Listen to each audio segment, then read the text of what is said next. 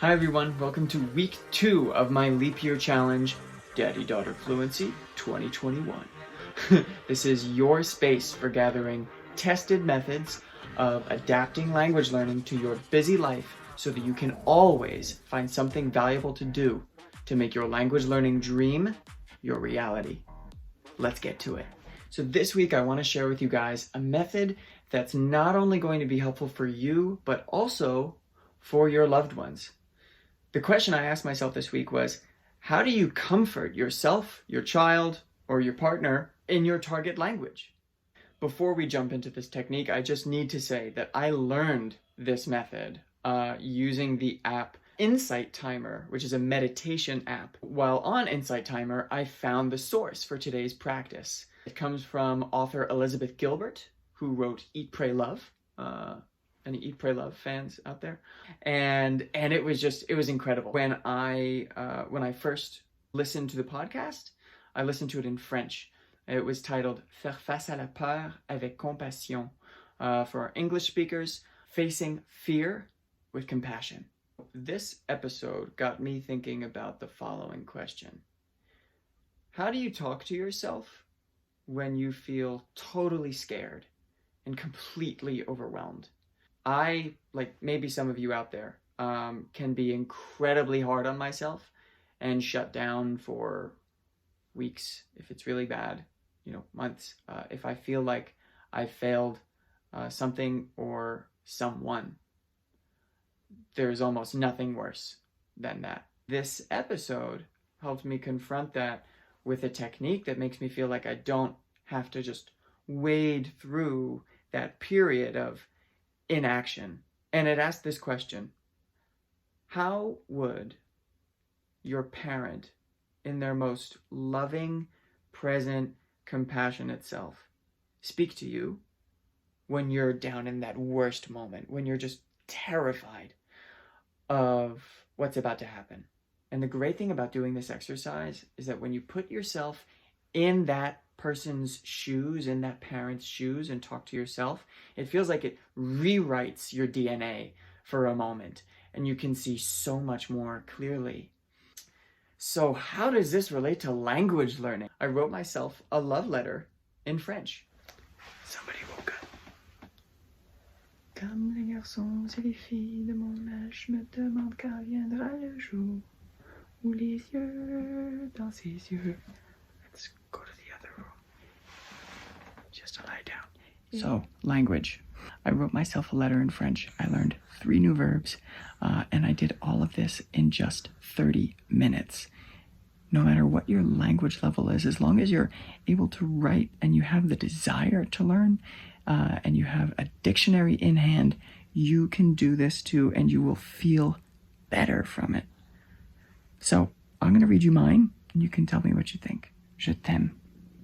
Je sais que tu as peur de tout échouer en ce moment, de ne pas être assez intelligent, organisé ou courageux pour résoudre les problèmes qui te débordent. Je vais pas dire que je sais quoi faire. Je vais pas faire semblant de tout savoir. La vie est plus complexe que tout cela, et je te crois lorsque tu te dis débordé. Je te crois. Par ailleurs, tout ce que je veux te dire en ce moment, c'est que je t'aime. Je t'aime et je te quitte pas. Je te quitterai jamais. Je resterai à côté de toi jusqu'à ce que tu n'aies plus besoin de moi. Et je serai toujours là pour t'accompagner et t'aimer lors de ces moments effrayants. Si tu souffres, tu n'as qu'à m'appeler et je suis là. Si tu as peur de ne pas pouvoir réussir cette épreuve, c'est normal. Ça arrive à presque tout le monde, dont les plus grands génies de la planète. En effet, je ne t'exige rien et je ne m'attends pas à ce que tu sois un grand héros. Je t'accompagne, c'est tout. Je ne m'attends à rien. Je t'aime et c'est si simple que ça. Je t'aime et je ne te quitterai pas. Et voilà, 30 minutes from 11:28 to 11:58 a.m. You can fit that in while your kid is taking a nap, or while you're on the train.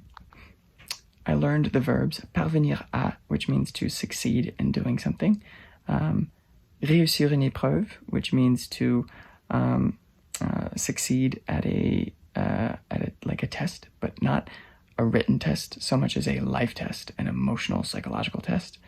And déborder, which means to overwhelm. You can use it as an adjective. Je suis complètement débordé.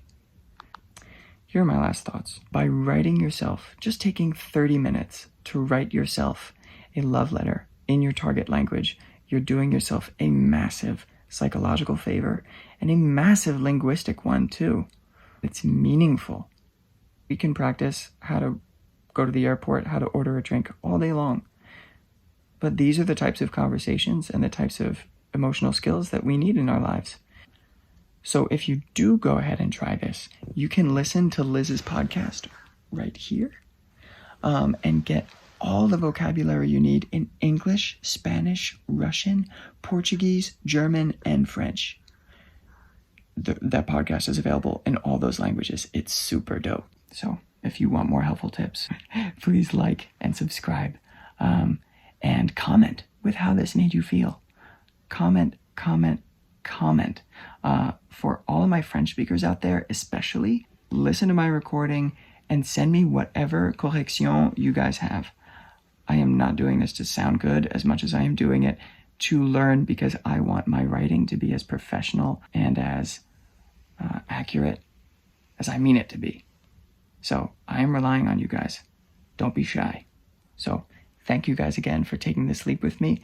Merci à toutes et à tous. And I will see you next time. À bientôt.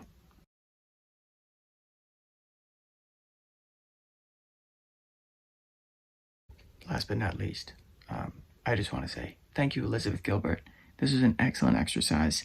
Thank you for making your love letter to yourself whenever you're afraid public as a model for other people to practice. I think this is going to be helpful for a lot of people. It's been really helpful for me. So thank you.